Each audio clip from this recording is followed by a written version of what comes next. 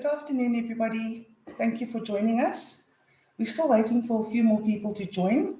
So if you don't mind just being patient, another minute or two so we can get more people on board. Thanks very much.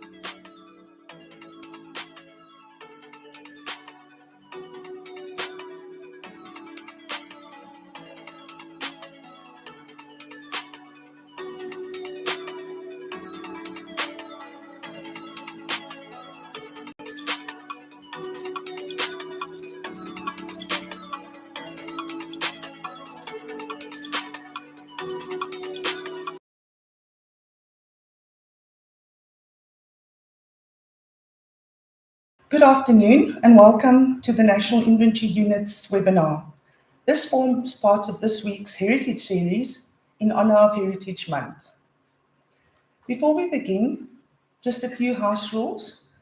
Could we ask that everybody puts their mics on mute and turns their cameras off? It will assist us in not having any background noise and disturbances. Thank you very much. I'm Nancy Kluter. I'm a member of the National Inventory Unit. I'm a content moderator. In terms of Section 29 of the National Heritage Resources Act, number 25 of 1999, SARA is required to compile and maintain an inventory of the national estate. It's defined as heritage resources of cultural and other significances. This inventory must be in the form of a database, and it must contain all heritage resources that require our protection. Today, our unit will be presenting on various topics related to the National Inventory's work at SARA. The first few topics will be about SARIS, our database, and new site standards. The last two topics will be about progress on the Heritage Impact Assessment, the HRA extraction project, and other projects that our unit is working on. Before we begin our session, we have a welcoming message from our CEO, Advocate Lungi Malgas. Thank you.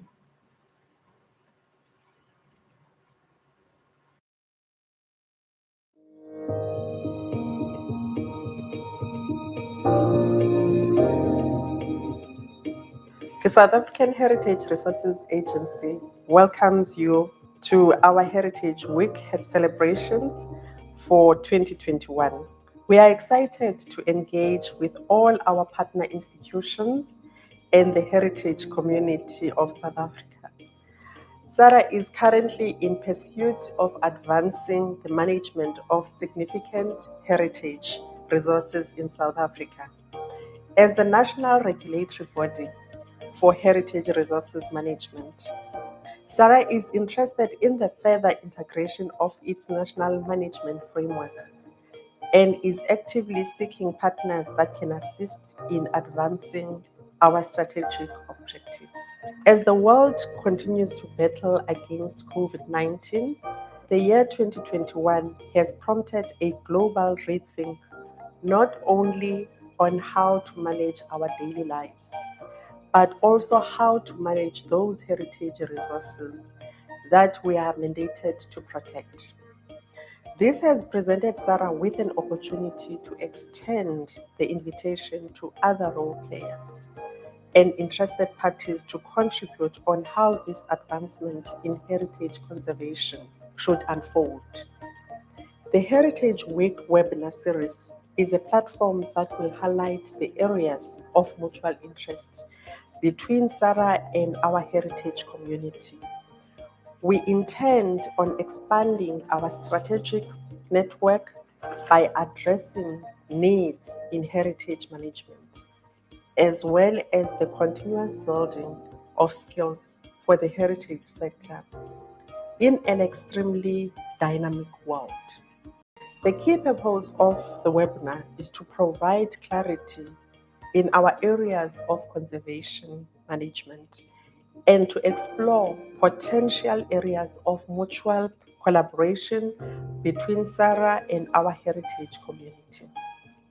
Most importantly, the webinar is an opportunity for us to reconnect with all those who share our passion for heritage after a very difficult pandemic and lockdown.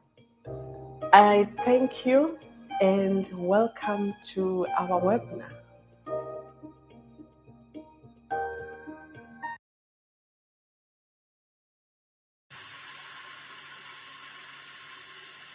Welcome back to our session.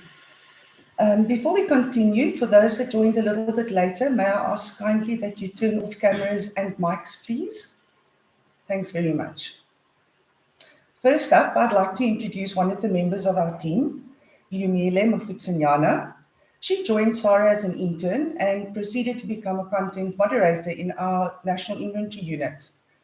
Lumile recently left our team and joined the Heritage Objects Unit, but she very kindly agreed to talk to us about the project that she worked on before she left. So I'd like to hand over to Lumile. Thank you. Thank you, Nancy. And I will just share my screen, just adjust.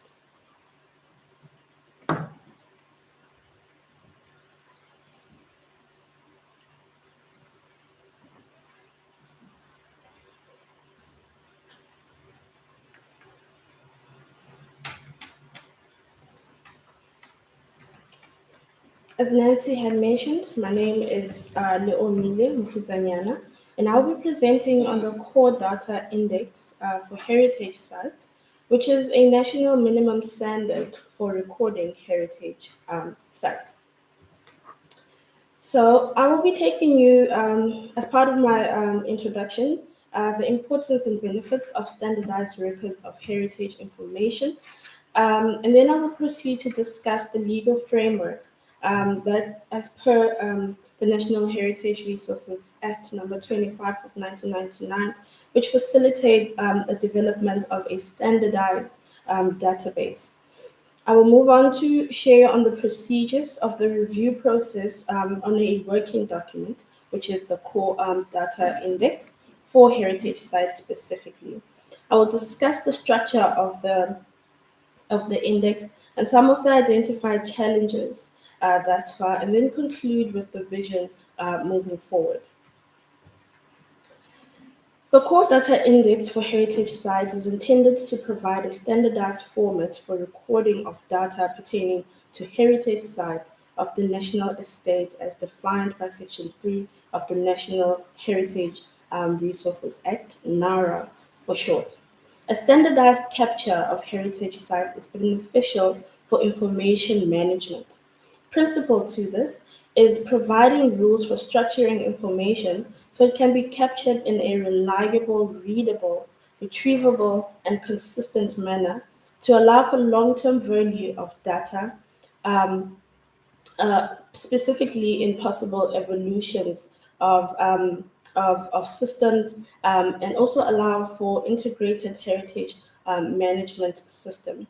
Structuring data according to consistent rules not only allows for effective management of data, but also export from one system to the next. Standards have also proven beneficial for information sharing and collaborations.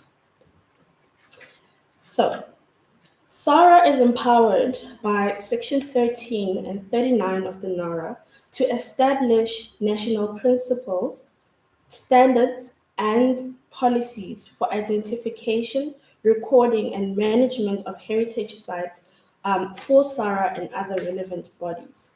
Specifically, Section 13.2d states SARA must prescribe national norms and standards for the recording of information about heritage sites in databases maintained not by itself and by Provincial Heritage Resources Agency, PRA in short. And Section 39.1 states, for purposes of the consolidation and coordination of information on heritage resources, SARA must compile and maintain an inventory of the national estate, which must be in the form of a database of information on heritage resources. Before you on the slide is to demonstrate this very relationship that Section 13 and 39 refers to.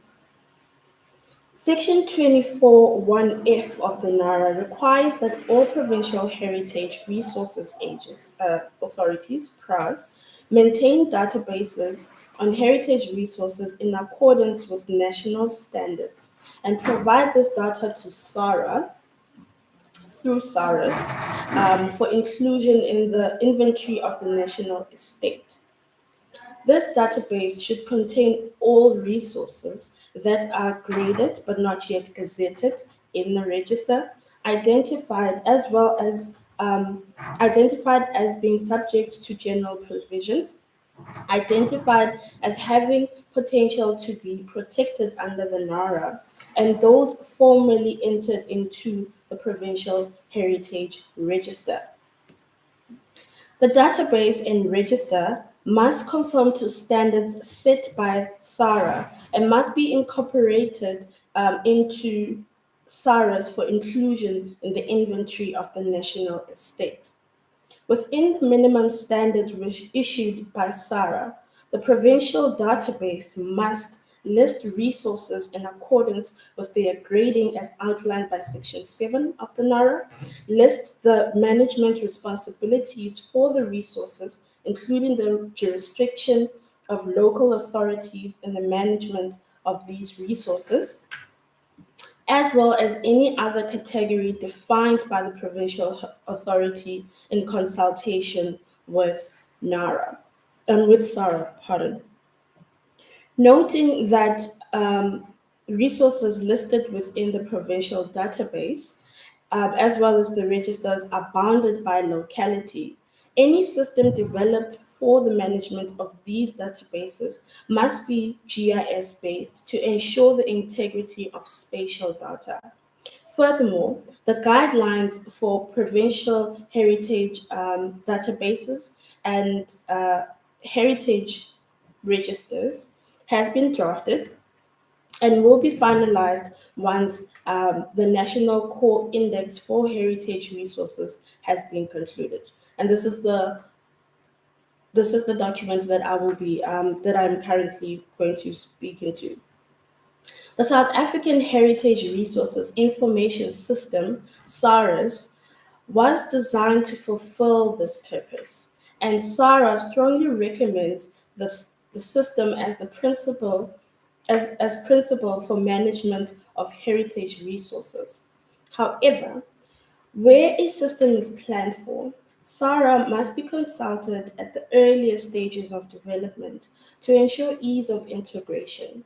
Where existing inventories and databases currently exist, the data elements present within these will need to be mapped to the standard of the index as presented on SARAS to ensure ease of integration. SARA will work with the applicable body to ensure that the databases are mapped appropriately for this purpose. As I had mentioned earlier, the MyPres of the core index, not the background, but the document of the core index and the review process that went into this document. Before you, it's some of the process, well, not some, but the process that went into reviewing this very standard. So in 2007, SARA's data coding standard was drafted for the implementation into the live system. Since then, a lot has changed. Gaps have been identified, and thus the review of the document and conceptualization of a reviewed index was imminent. The process was as followed. So there was a comparison between SARS as it currently stands to the 2007 coding standard. Once this comparison was done, it was compiled into a comparative report, which was circulated internally within SARA for comment as part of a fact-finding endeavor to really solidify the identification of these identified gaps. Then, once this was done, the report was expanded into a working document, and this was done by the guidance of international standards that we know exist around recording of heritage sites. Furthermore, a further step was taken to put this working document to third parties that are known to have comprehensive indexes and experience on recording heritage sites. And this was an informal consultation where we presented the document and literally we went line by line to understand exactly what are we proposing or what the scope of the proposal should be. Once that step was done, a further step was taken to have a internal committee of representatives from each of SARA's units to discuss and possibly expand this working document. And that is the document that we currently sit with right now. So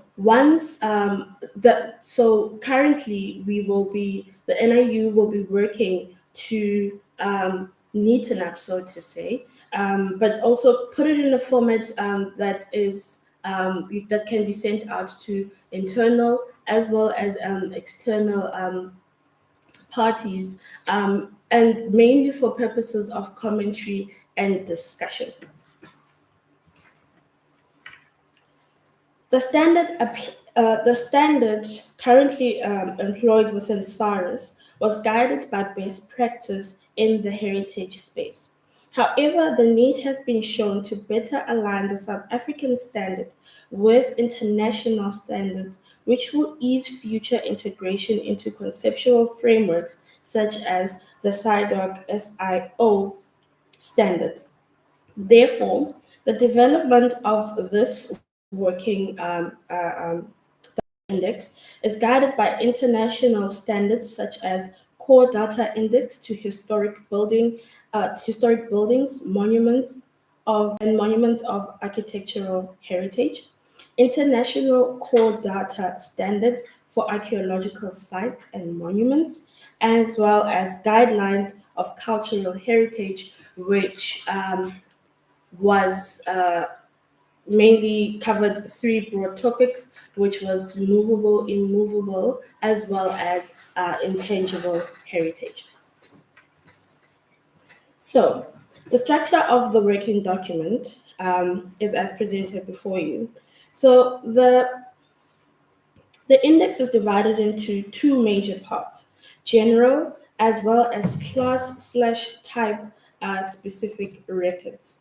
The general record captures elements of information that are common across all heritage sites. These elements have been grouped into 7 themes, and I will go into that in a bit. The class type specific record captures specific elements of information in accordance with the classification type of the site. These have been grouped into 8 classifications of heritage site. Each element of information in the index is listed and identifiable by name, defined to guide the user on the type of information and level of depth that can be captured in that particular field, given a compulsory note for purposes of compliance with standards of data and quality of information. It was also each element also has a type of entry to guide on how to capture the metadata. For example, numeric versus alphanumeric. It is also given a note if the data entry must be unique or can have multiple entries. It is given an example. Each field has an example as further guidance to the definition, and has general notes just for additional information to note. So, a few things to note about the standard, or things that have been considered, is that the standard contains notes on compulsory fields, i.e., which field should be completed for every record. This, however, will vary depending on the grading level of the site in questions. This means the same level of compulsory fields will not apply to a grade 3 resource as that which will apply to a grade 1 or a grade 2. In certain instances, differentiation is made between generally protected grade 3 sites versus those that are formally entered into the heritage register.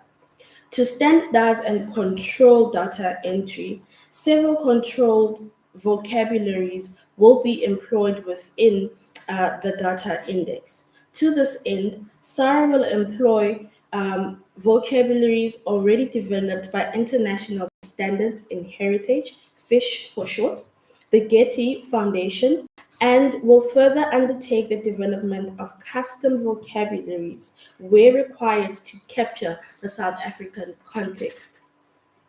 The data element provided within the following section presents the minimum standard for data entry in heritage databases. SARA does, however, acknowledge that much of the compulsory requirements to these fields may not be available due to the porosity/scarcity of information on historical databases. So just to take you through the general records. So as mentioned previously, these are basically grouped into 7 themes. The first theme being a record of administration, which deals with the metadata that must be captured as it is related to the original management of the digital record within the database. And this would be more of back end things on how the information is managed once it is captured onto SARS, or well, once it is captured in the standard.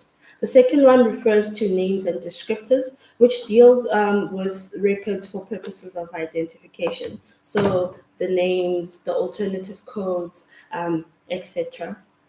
The third theme is centered around references and document, which places the recorded site within the larger context of heritage resources as well as documentary and management sources. So basically, it's just relating that particular site information to the broader context of for management purposes. The fourth one relates to location, which places the recorded site within its spatial context. And some of the things we considered were accuracy of points, the normal, your GPS coordinates, but also just descriptors around a site. We've had instances where a site would be pinned and it would be difficult to define whether it's a stone tool, whether it is a midden, because the extent is not fully described within the record. Another theme has been the condition, which deals with elements that capture the condition of the site at the time of the recording. The sixth theme deals with dating, which captures elements of temporal data. So you're dating both carbon as well as relative, your major broad I'd say definitions or parameters of how we defined dates within broad cultural, space, which has been a bit of, which made us scratch our heads, I must admit, because, there's various different types of heritage resources that we deal with. And if we're having a standardized form to encapsulate all of this would be a challenge, but not impossible. And the last theme of general records is that of protection, which captures elements of data related to general protection, field gradings, formal protection, and administration of protection. And it's important to mention within this that one of the gaps that was identified was how SARS captures field gradings, meaning when an expert goes out into field and based on the assessments, give a particular grading to that field as per Section 7, versus one that goes through the internal processing, the internal formalized process of grading as well as declaration. So some of this was also brought in and considered quite intensely.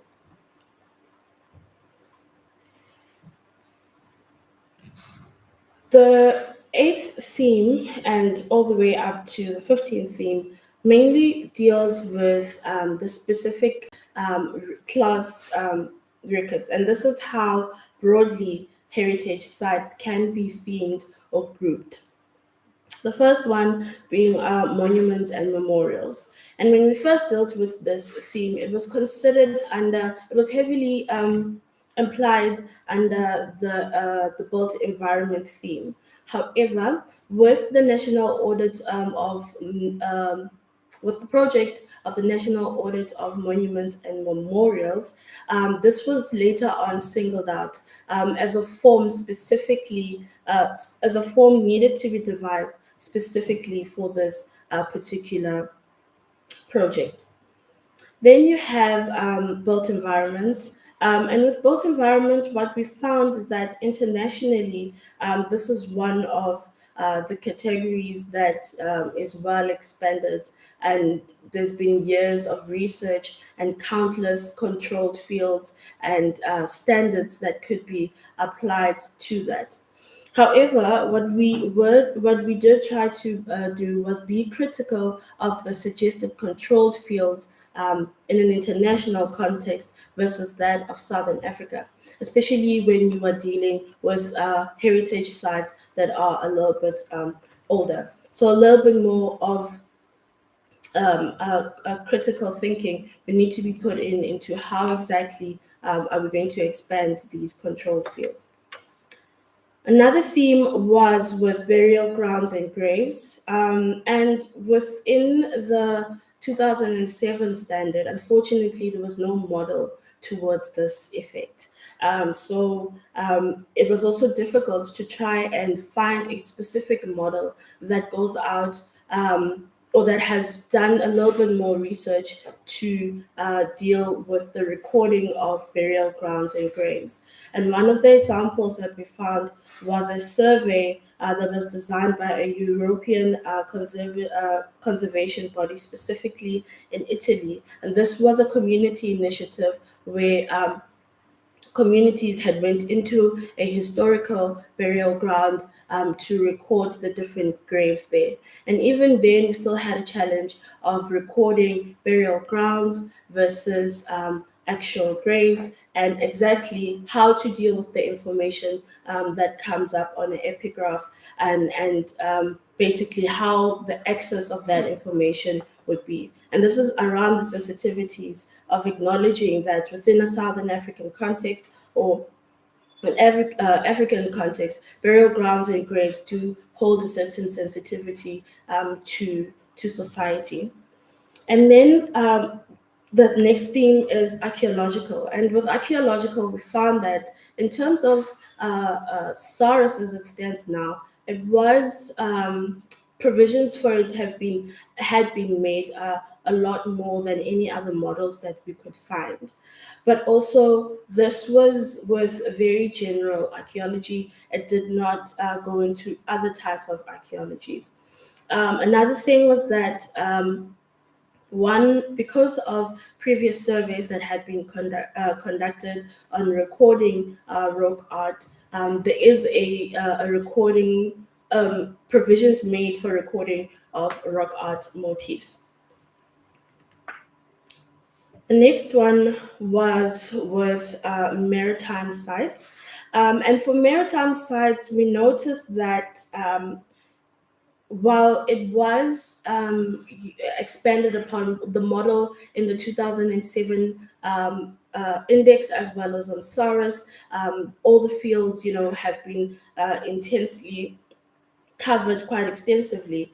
The problem, well, not the problem, but what we did notice is that it only covers vessel maritime sites, and a little bit more thought we need to go into other maritime sites such as, or let me just say, underwater or water-related archaeologies such as fish traps. So a little bit more thought we need to be put into that.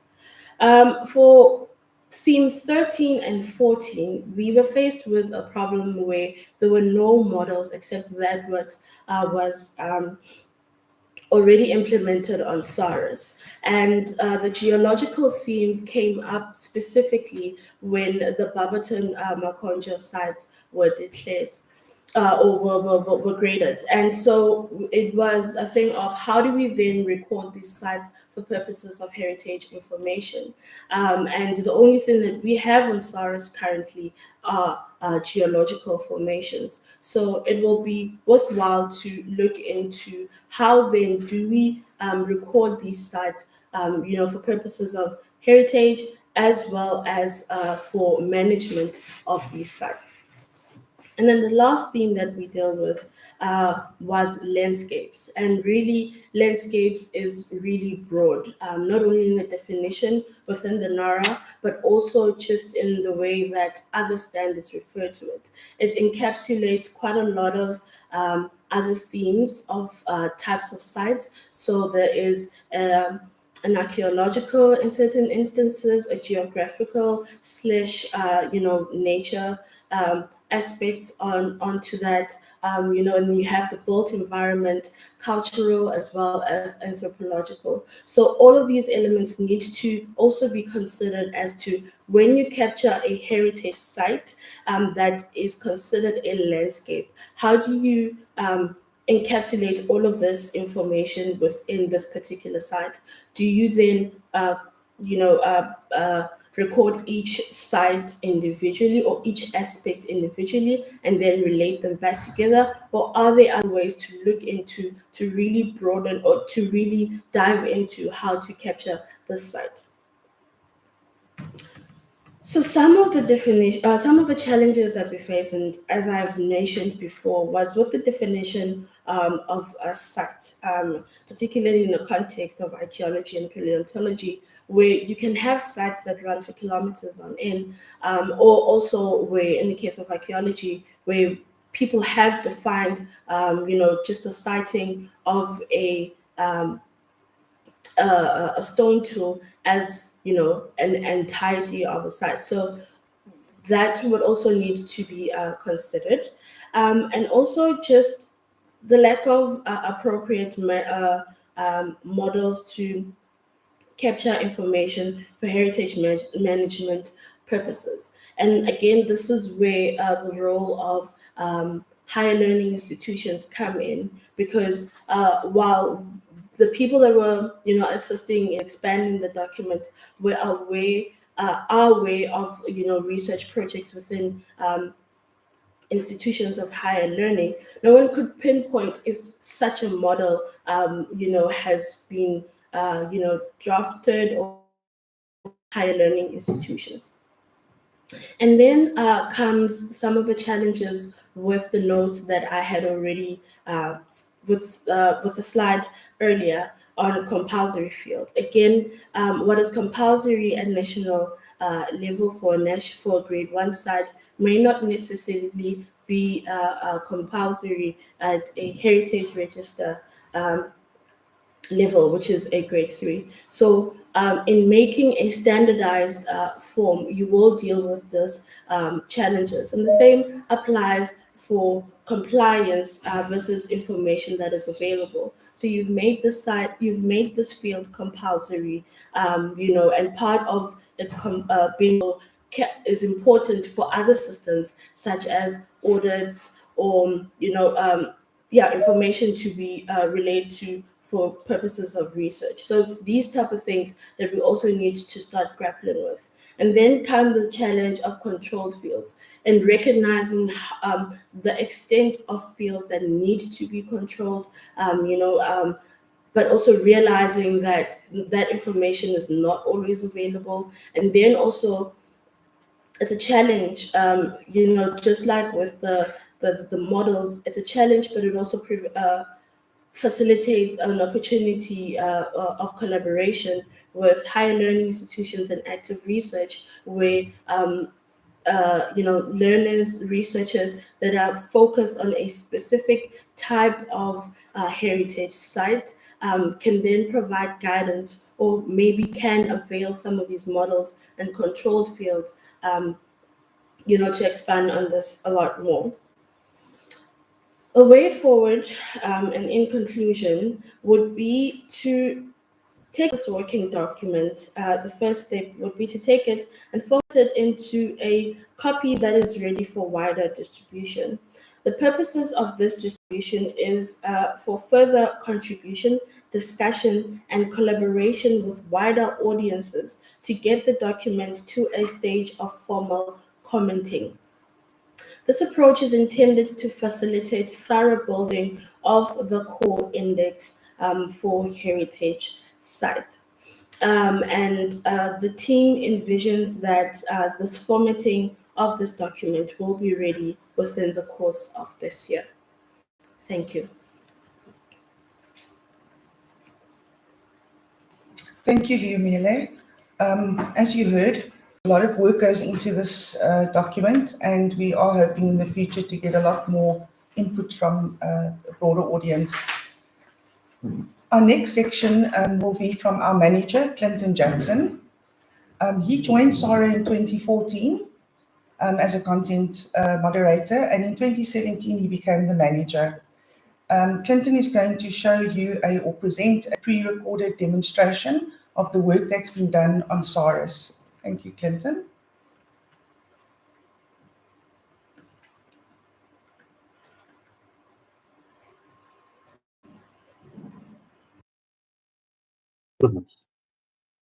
The South African Heritage Resources Information System, or SARS for short, was designed as the integrated system for heritage management in South Africa. It integrates the need for a digital inventory of heritage resources with an online applications management system that ensures that the management of heritage resources is not divorced from the records about them. SARS represents an important landmark in heritage management as the world's first online system which integrates heritage inventory management for sites and collections with the legislated government mandate for heritage management. Development of the concepts that would later become SARS began in the mid-2000s through a process of exhaustive public participation and development of data coding standards. In January of 2012, development began on SARS, culminating in its public launch in 2013. Ultimately, SARS serves as the national repository for heritage sites, heritage objects, and provides an integrated system for heritage.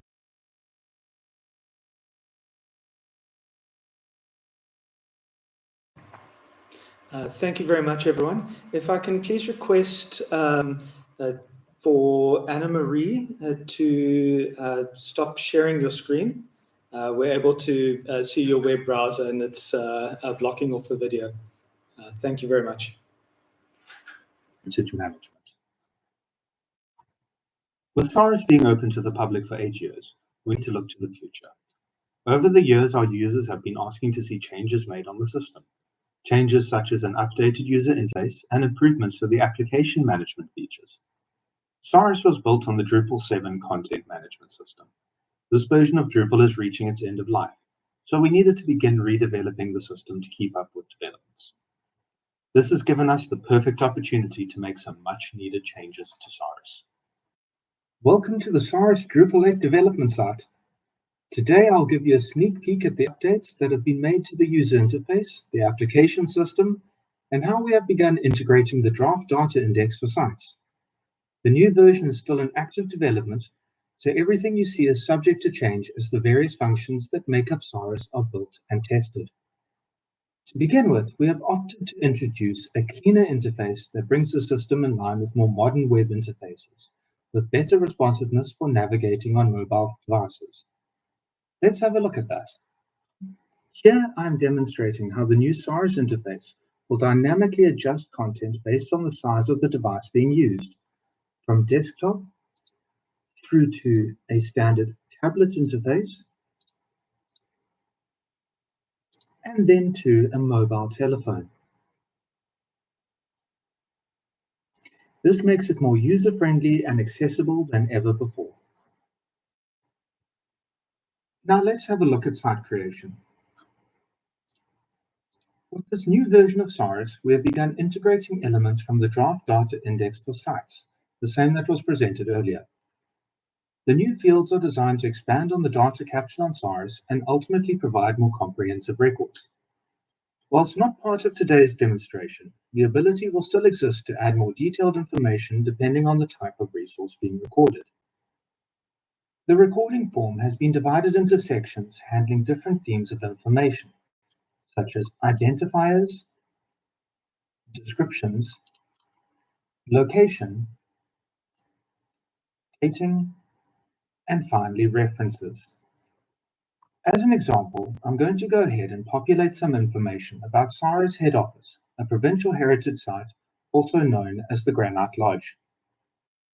Now that I've populated the site record, you can see the new data elements that have been added, such as the ability to record historical or alternative site names together with an appropriate classifier, additional description information such as general descriptions and site histories, More in-depth location information, such as the Surveyor General Code, location notes, directions, and access details, a section dedicated to the dating of the resource, and a greater emphasis on references and relationship buildings, such as the ability to tag related sites based on qualifiers such as associations or locations.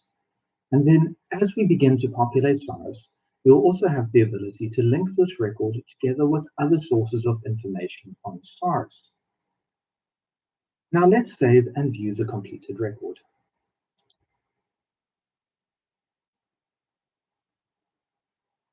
Now that we have saved the record, you will be able to access all of the information that we have captured, all laid out according to the various themes of information that we populated.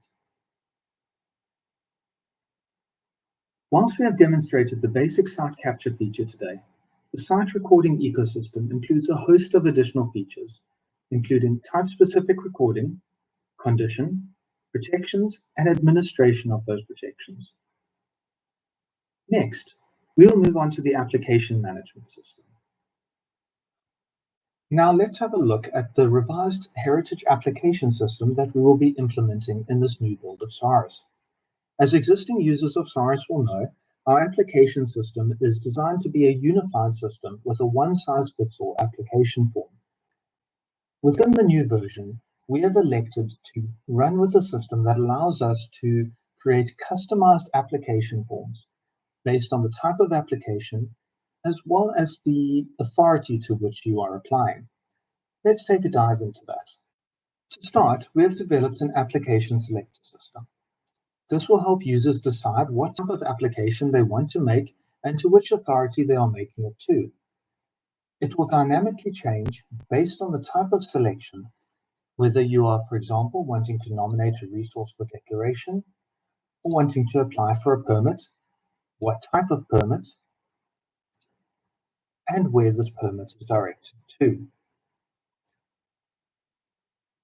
Let's take an example as if you are nominating a resource for declaration. So first we select that you would like to nominate a resource, and then the type of application as to nominate a national heritage site.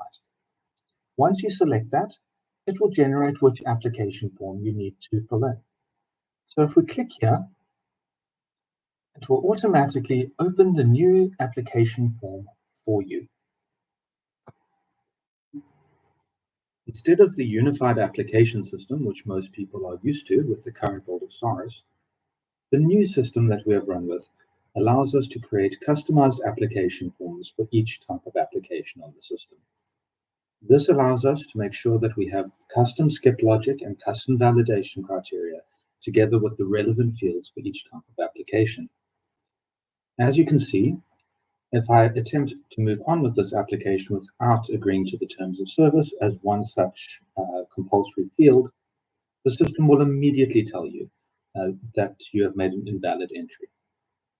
So I'm going to go through and complete this application using dummy information. So those of you that are already familiar, you will notice some similar elements, such as the ability to type in a name in certain fields and link it to existing information on SARS.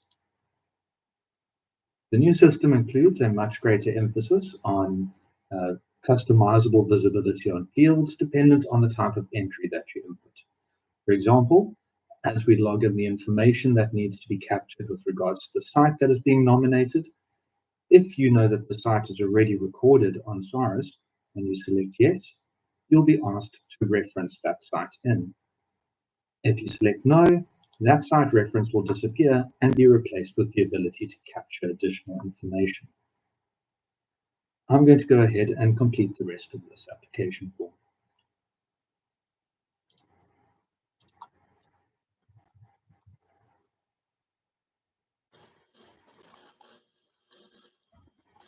Whilst the unified application system on the current version of SARS was intended to simplify the process of logging a heritage application, over the years of operation, we have found that it has had the opposite effect, with users being unsure of what type of application to make, the information required for these applications, and what heritage authority they need to apply to.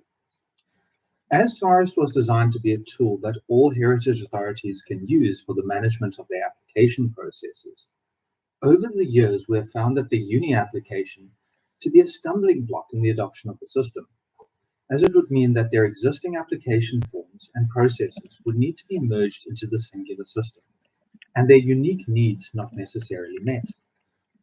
It is with this background that we have chosen to implement this new system, as it allows for much greater flexibility and customization. We will be able to create custom forms that provide applicants with better prompts for information and a cleaner interface unencumbered by non-relevant fields. And for the heritage authorities that adopt SARS, we will be able to better integrate their application management processes while still working to be the enabling force for the integrated and interactive system of heritage management. Now that we have reached the end of the application, you have the ability to save a draft, go back to earlier steps, to preview what you have entered, and to submit. Let's click on Preview.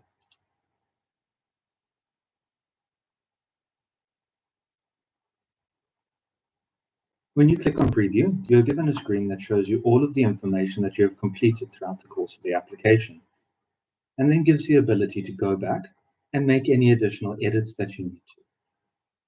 Okay, so if we're happy with this, let's click on Submit.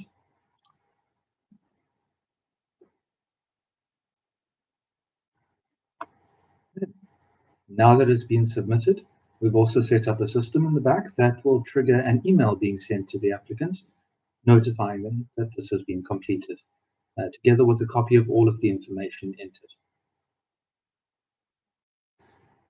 To our curators and other museum professionals that have joined us here today, don't worry, we haven't forgotten about you. We are working hard to upgrade the objects management system on SARS as well. It unfortunately is not ready for demonstration today, but once it is in a better state, we will organize a demonstration for you. That brings us to the end of our demonstration, and I hope you are looking forward to the future direction that SARS is taking. Thank you for your time today.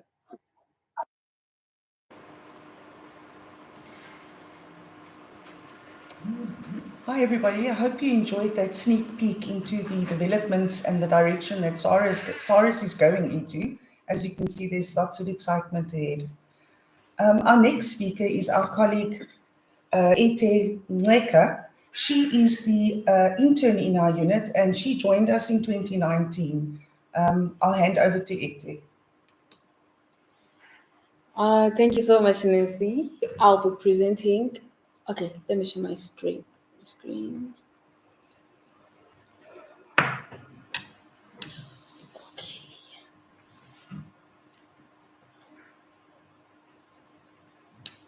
I'll be presenting the Heritage Impact Assessment Extraction Project, which is one of the projects that we are working on in the National Inventory Unit.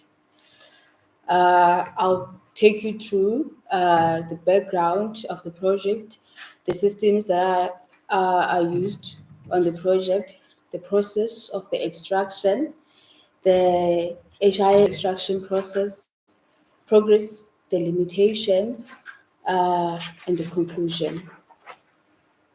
The background context.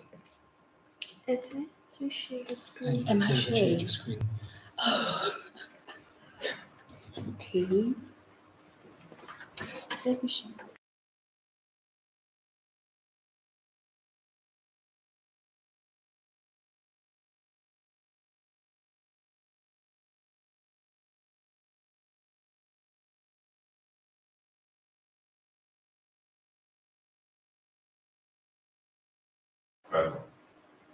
Okay. Okay.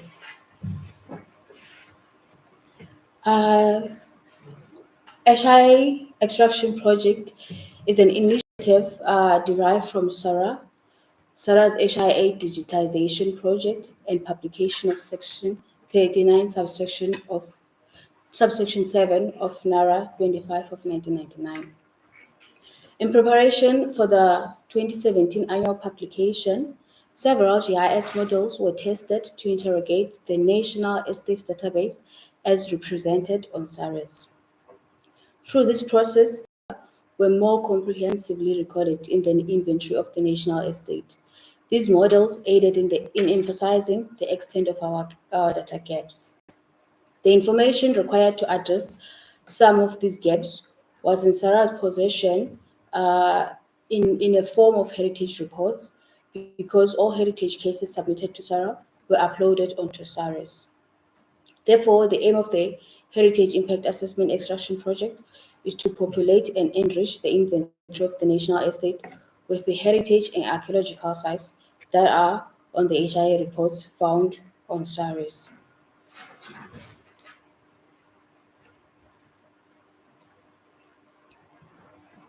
Okay.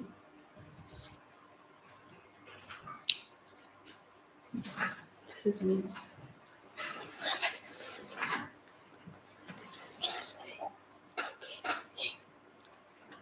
Maybe here. I can. Okay.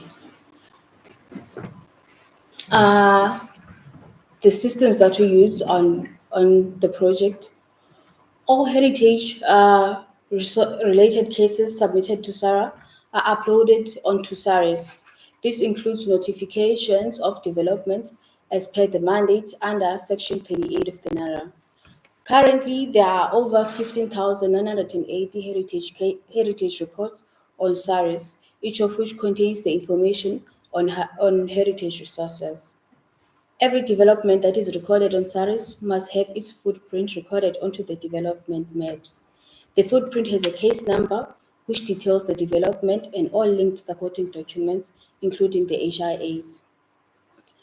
The QGIS, it assists in projecting information from SARAS onto a map, which is useful for contextualizing the information in space.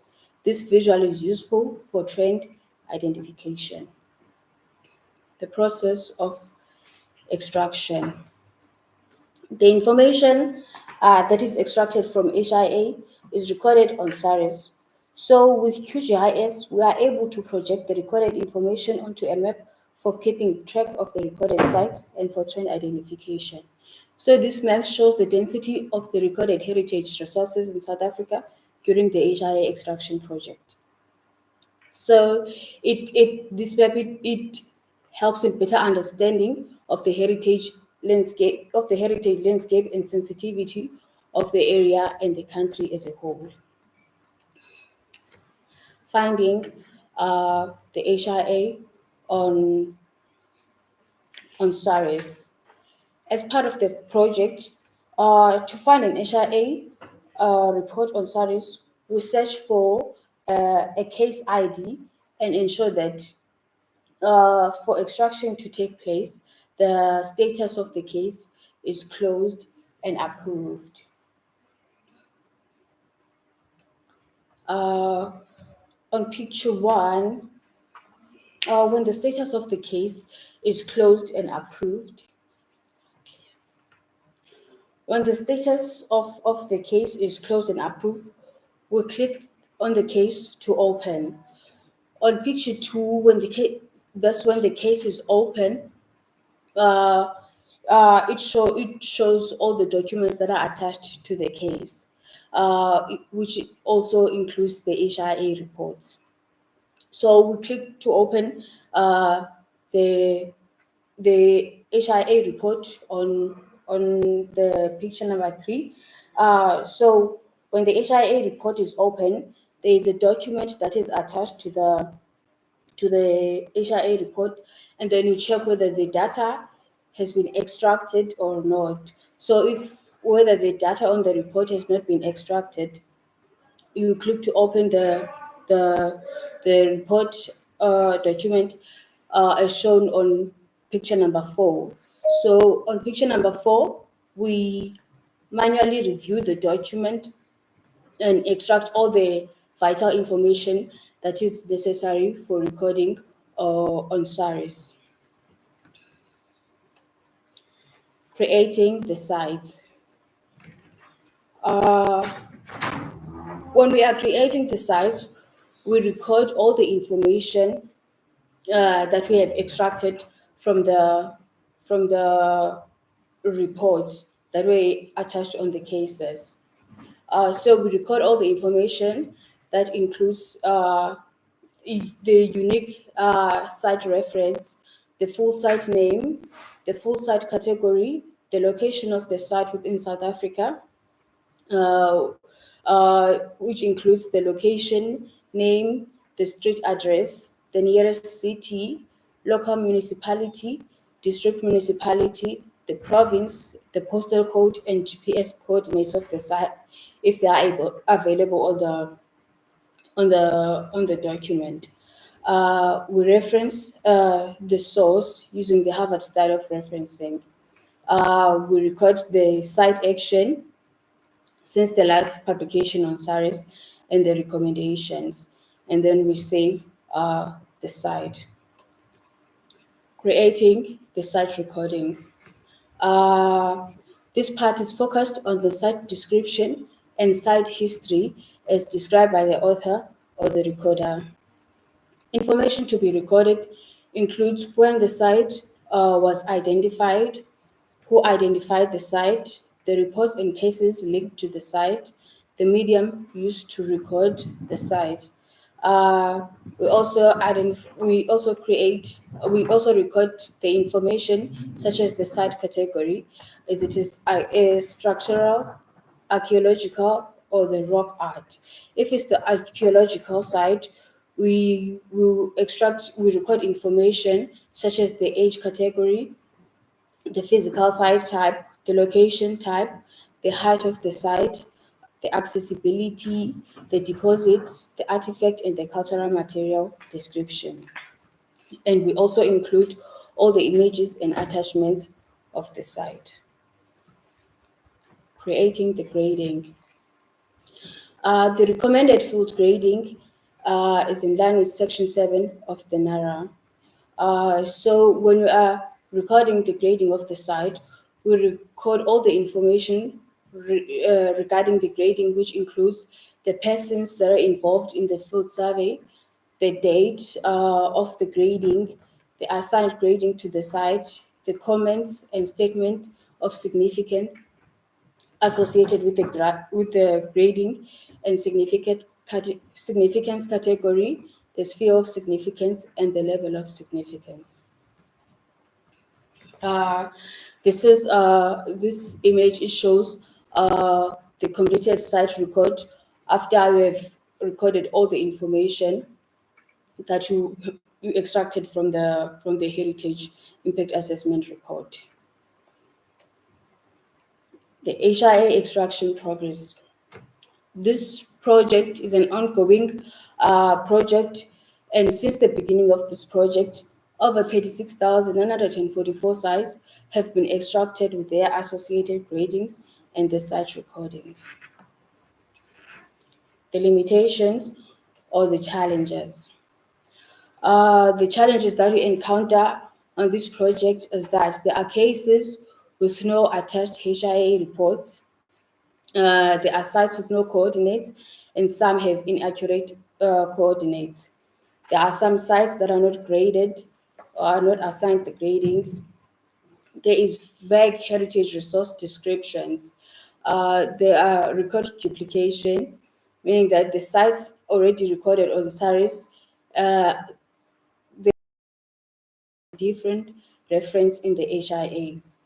We can also not perform verifications to check that the reported information is correct. In conclusion, despite the limitations and the challenges of the project, there are benefits to the project. It includes the increase in accessibility. Most of the extracted sites are available to the public, thus can be used as a source of information for resource and for general knowledge of the South African heritage landscape. It makes developers aware of heritage resources at an early stage on their development projects. It makes the management easier. For example, the sites are not locked in the HIAs. It allows the ability to gauge the heritage density of the country. It also populates the heritage of the heritage inventory of the national estate. Thank you.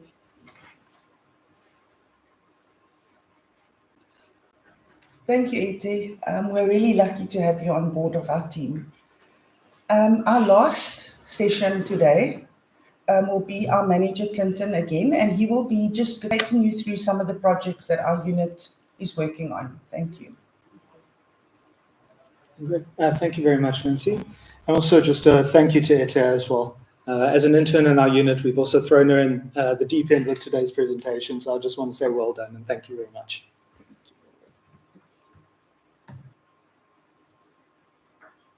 Okay, I'm just going to get my screen up.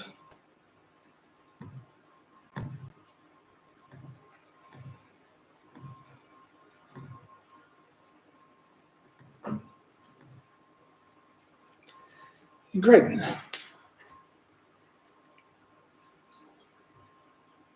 Yeah, thank you very much, everyone. So to round off today's session, I'm going to be presenting on firstly the Section 39.7 report, which is also known as the Summary and Analysis of the National Estate.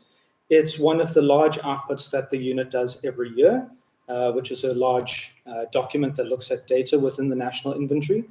And then I would like to take the opportunity as well to discuss some of the other projects that we do. It was pointed out to me a little while ago in an engagement that we do a lot of work, but we don't do enough to actually put out the work that we're doing there. So this is also a little bit of an opportunity for us to showcase the things that we are doing. Okay, so these are the elements that I'll be touching on. So the report on the summary and analysis of the national estate, a project we've done on the review and mapping of provincial heritage sites, other initiatives to expand data, some of our upcoming policies, and what. Okay, so to jump into it, when we say the Section 39.7 report, we're talking about the summary and analysis of the national estate. So the NARA requires that SARA produces a summary and analysis of the inventory of the national estate at regular intervals. This report utilizes the data that we have within the inventory to present summarized information, and then through the lens of this data, engage with other heritage management issues. So it's about not just counting information, but how we use that to better the management of heritage. So this report is produced annually, with each iteration of the report building upon the data and the concepts that were introduced in the previous year. This regularity of publication is intended to account for the ongoing work that we do as we make rectifications, include new sources of data, and introduce new ways to utilize the data within heritage management practice. One of the core beliefs behind this report is that it needs to continuously evolve and improve in what we do. So we've been publishing this report since 2016. The first iteration of it was essentially forming a baseline where we quite superficially looked at numbers of heritage resources, graphed it out, did simple calculations. And then from there, it's grown quite a bit over the years. With 2017, we started taking a more analytical approach and how we would utilize the data we have to engage with issues, such as looking how our big data within the inventory is able to assist with areas such as national strategic developments, identifying hotspots and fatal flaws. Then from there, we decided to take an approach to looking at our heritage data and discuss risks affecting heritage. And this is a theme that has continued since that time. The idea being that within the inventory, we have this data and there is a need to effectively manage risk, whether it be from natural disasters such as fires, flooding, etc., or how developments, and specifically those which are unplanned or unreported, may impact on heritage resources. And then this has obviously continued with the most recent report being the one that we issued at the beginning of this year, dealing with the 2020 year, looking at the management of heritage resources under the restrictions that were placed by the hard lockdowns from the COVID-19 pandemic. So trying to be topical in how we address these issues. So with this most recent iteration, we, of course, built upon the figures presented in the previous years as gaps and errors were identified and rectified. Then since, as I've noted, since 2018, the report has placed an emphasis on the use of data held within the inventory to emphasize the need for more effective risk management. And you can see within instances that have occurred over the years. For example, in 2018, there were a number of fires within the Paarl area, which affected heritage resources. So our idea was to utilize the data we have and combine it with other sources of data, such as the National Felt Fire Sensitivity Map, in order to kind of gauge the risks that certain heritage resources face. Then within this 2020 year, it presented a previously uncontemplated challenge and risk, which was in the form of the global pandemic. And really, we had to ask the question of what do we do when the traditional need of having boots on the ground to monitor and look at heritage resources and report issues to us isn't there? So this was something that we grappled with in terms of this report. So, of course, we do still break things down a bit into numbers and figures with the looking at the types of heritage sites we have existing within the inventory of the national estate and looking how that is balanced. So at the moment, we are sitting at a very heavily weighted archaeological inventory at 59% of our total, followed by aspects of the built environment and structures, 20%, and then burial grounds and graves at 9%. We've also recently started having a greater focus on movables and objects. On SARS, there is the Channel system of classification that is available. So we've been utilizing the objects that have been classified within that scheme in order to break it down to look at a bit about the types of objects we have in the inventory. And then, of course, looking at formal protections of heritage resources. Even though I've only shown the Limpopo here, there's just a lot to show in a presentation, so we only selected one.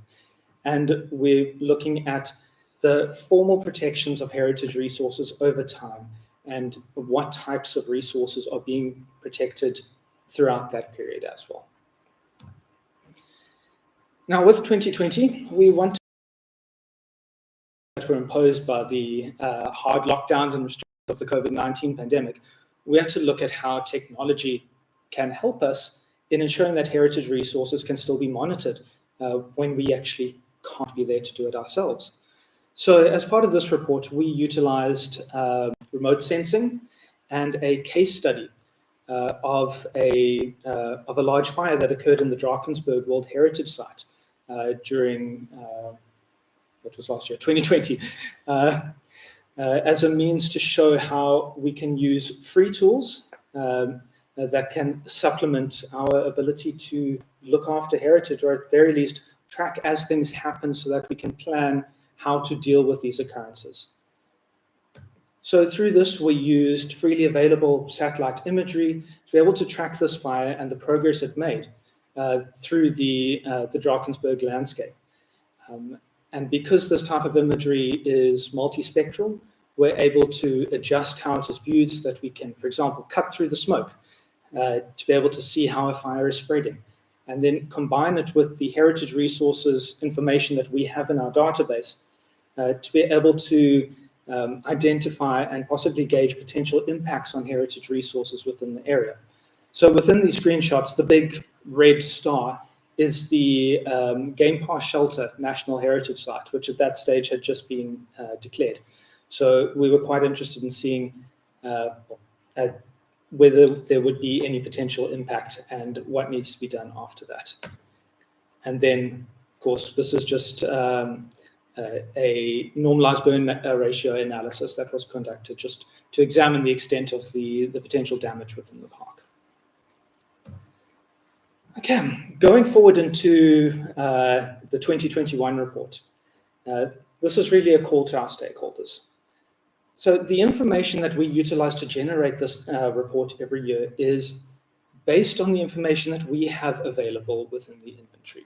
So each year we send a notice out with the databases of formally protected resources to the Provincial Heritage Resources Authority and request for them to verify if the information is correct and up to date.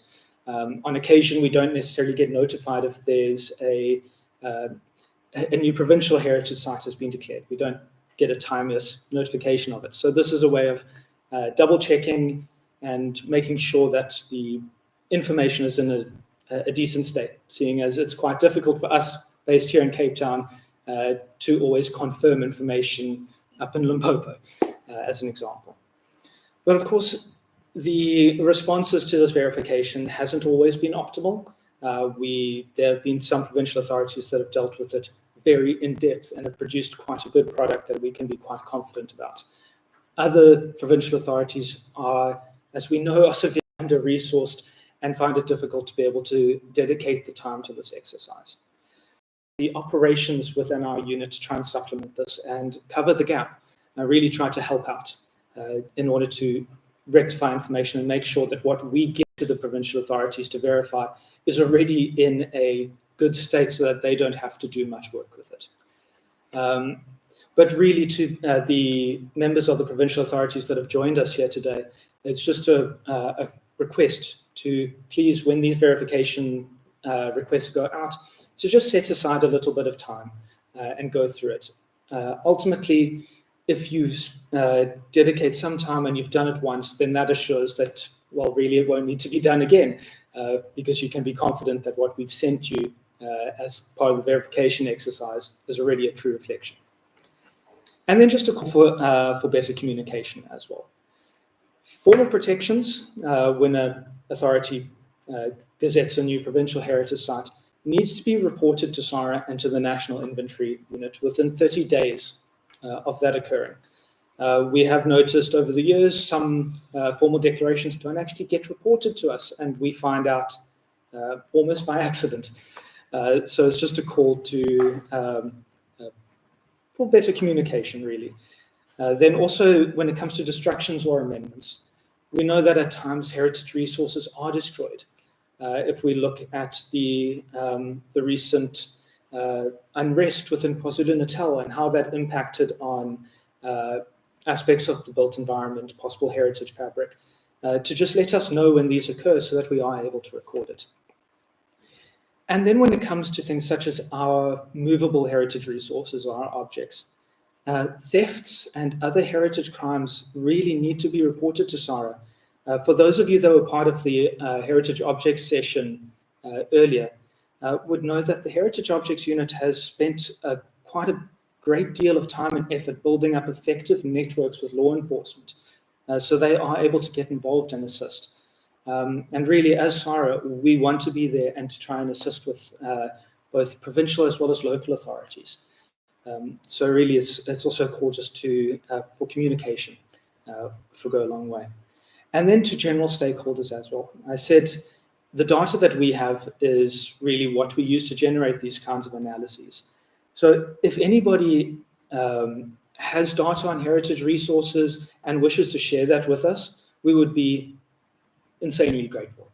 It supplements the work that we do and enriches everything and ultimately produces a much better product and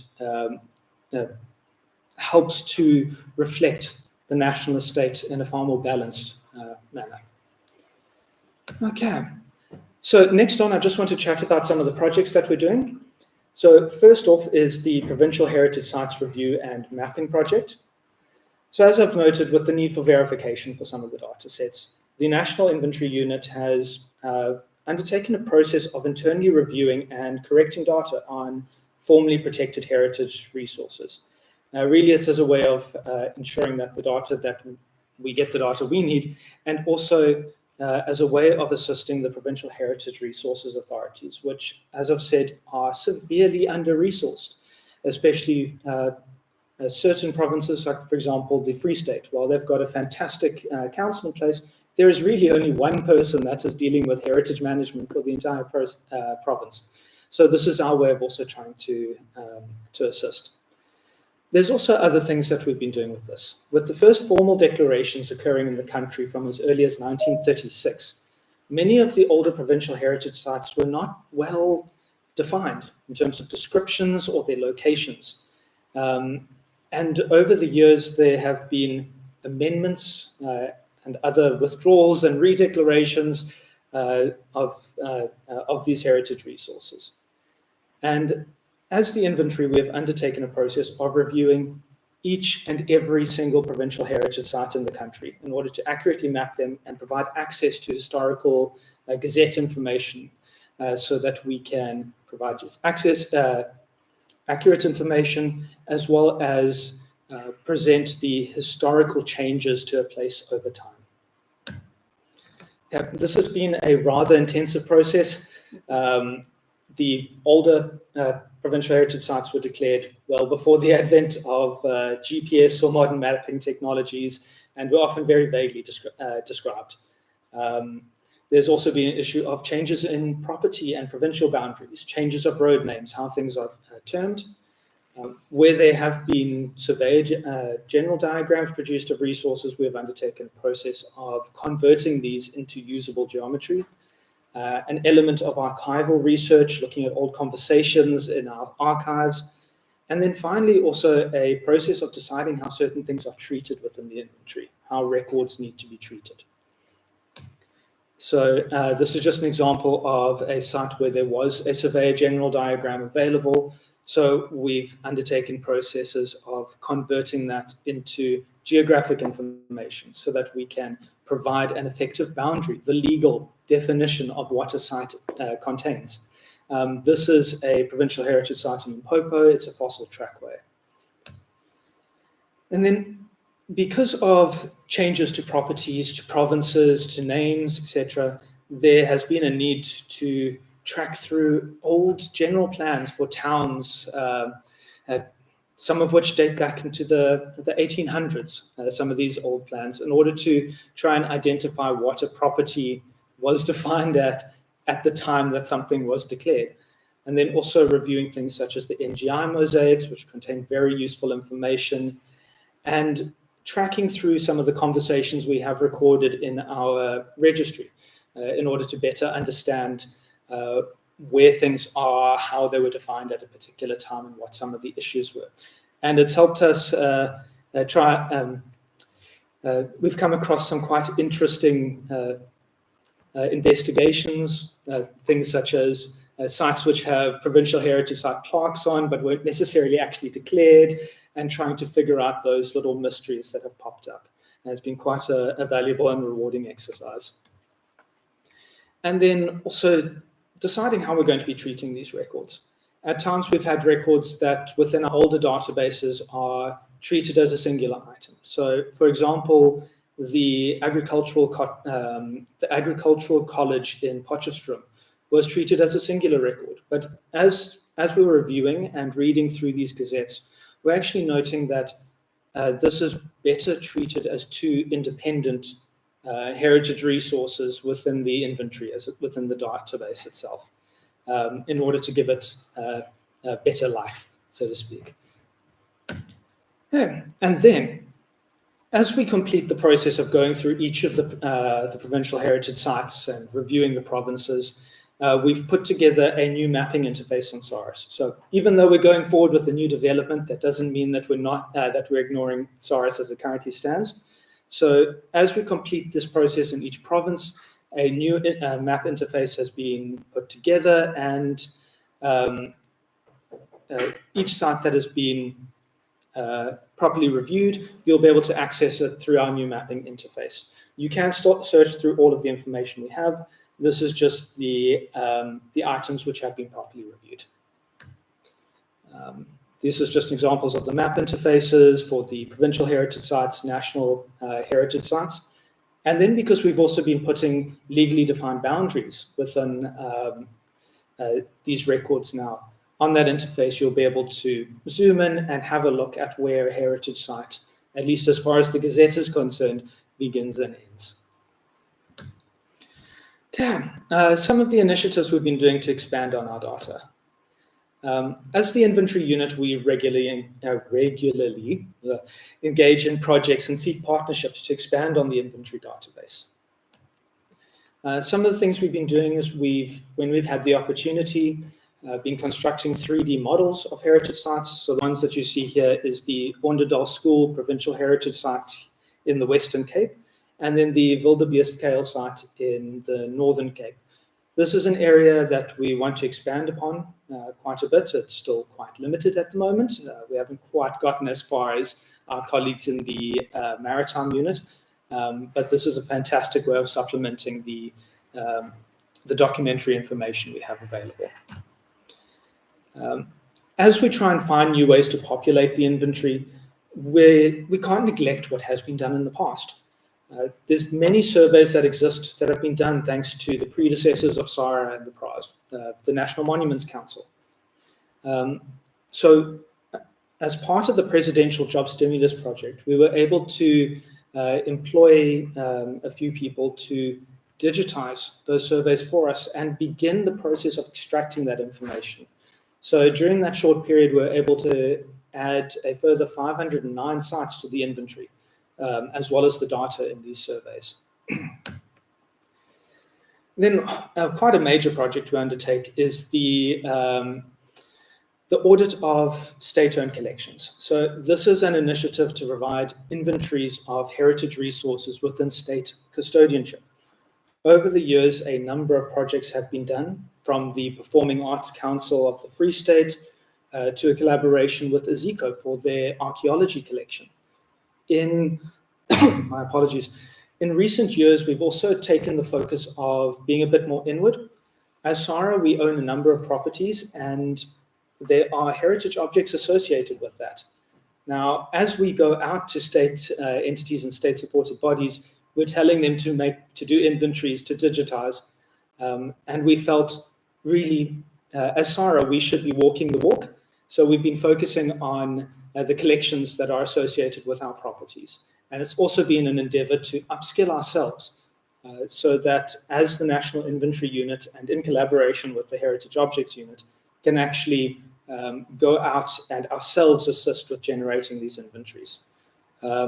So the pictures here are just of the team during one of such projects with collections from the Craddock Church, as well as a 3D model we generated from one of the objects associated with the Onderdal School. Okay, so some upcoming policy and guidelines that we are working on. So in terms of standards, the draft data index for sites was already presented to you. However, going forward, once that is completed, we've already begun the process of looking at the data index for objects. It's still in quite an early state at the moment, but we want to put together something formalized as well, so that will be coming. And then we've also begun a process of looking at the classification systems that we use within the inventory. And by that, I mean, when you record, for example, a site, when you say it's an archaeological site or a burial ground and graves, what does that actually mean? Putting appropriate definitions and expanding on it a little bit more, just to assist people with how we can phrase things and how things need to be recorded. Then we've also got a draft guideline for heritage registers, which is in the pipeline. It's quite near completion, but we will be putting that out once the draft index for sites is completed. That was actually an endeavor that was started a number of years ago, and we've been able to update the early work and bring it in line with more modern standards and the introduction of SARS, which is great. Then we've had engagement with certain external issues as well. So as the inventory, we've been engaging quite regularly with the Accounting Standards Board on issues of GRAP 103, both as an entity that needs to comply with the standard, but also in a way to see how we can help institutions that are grappling with issues of GRAP 103 to make it easier. How can we provide our input in the review of that standard? And when the reviewed standard comes out shortly, there's going to be a greater emphasis on SARS and collaboration when it comes to the GRAP 103 process, hopefully as a way of helping.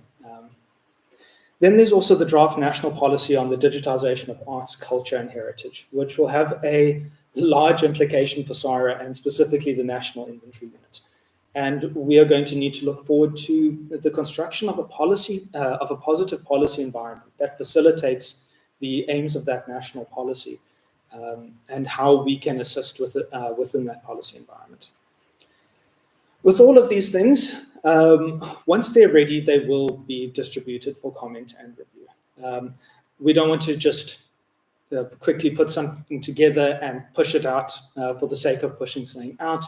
We are trying to get these things within a state where we are proud of what we produced in order to get them out for further comment. So once they're ready, we're not just going to quietly adopt things, we will be sending them out for full consultation. Okay, last couple things, promise. So I just wanted to kind of go out, talk about some of the knowledge dissemination that we do. Within the inventory unit, we've got quite a large emphasis on trying to push information out there, both in terms of our data, but also in the general sense of engagement. Over the years since the inventory became a unit in 2000, we've had quite a heavy emphasis on publications. We've produced a number of academic works in journals, presentations to various forums, ranging from issues of heritage inventories as a discipline to SARS as a system and its development. And most recently, also how a risk-based approach to how heritage is managed in the country can be beneficial. So these are just some of the publications that we've been put out there. And within the past year, despite the limitations we've had, some of the things that we've been able to do as well. We've recently presented to the CEPA Symposium, so that's the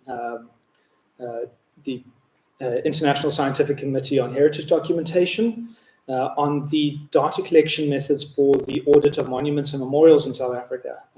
That project will be discussed in tomorrow's session. Then also we quite enjoy student development.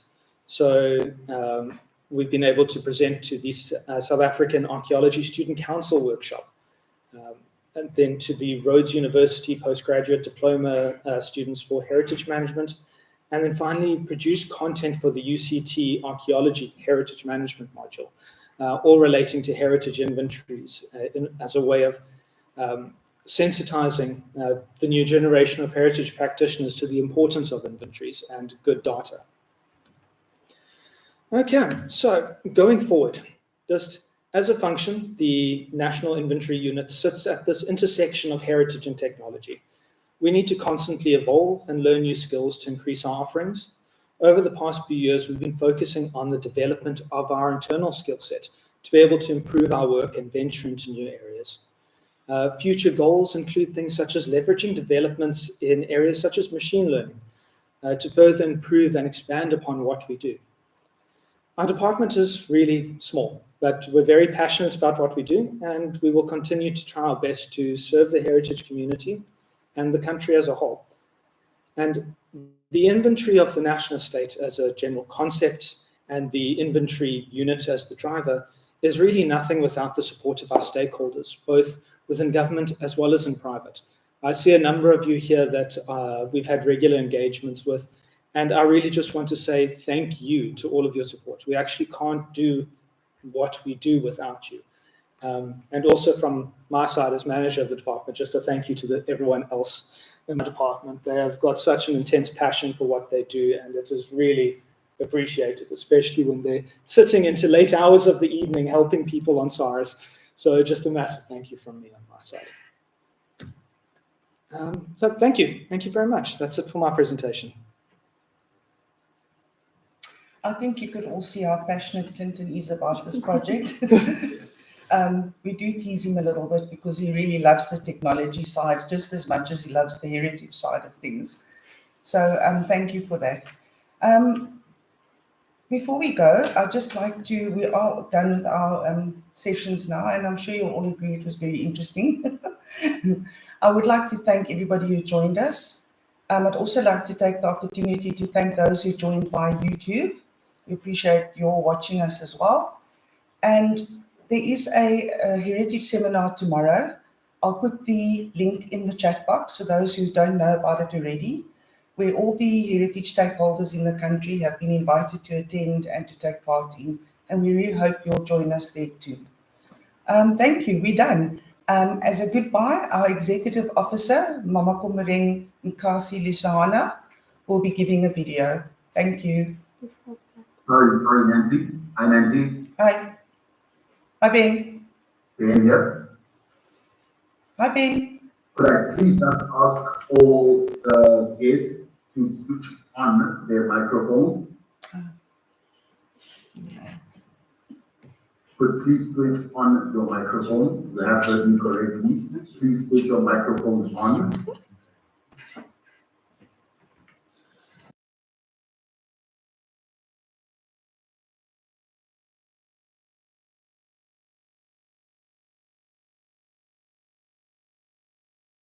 Thank you for a wonderful webinar.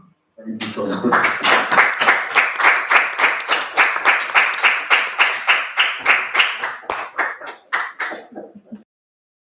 If anybody had questions. We saw no questions in the chat box, so we assume there aren't any. Thank you. Or comments. Thank you.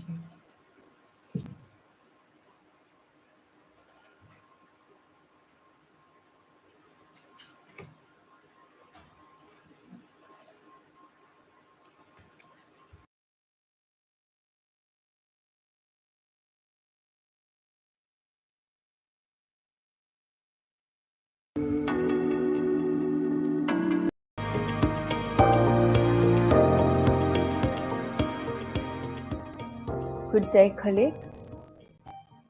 We are here in this session and we have invited you as the partners in Heritage Resources Management. I am Mama Komoreng Nkasi Lisawana, an executive responsible for Heritage Resources Management at SARA. While this session was meant to introduce you to the policies that we approved in the past year, we hope it also provided you with the opportunity to engage with us. And we thank you for availing yourselves, for your participation. We value it. Continue to engage with us throughout. We wish you all the best. Thank you so much.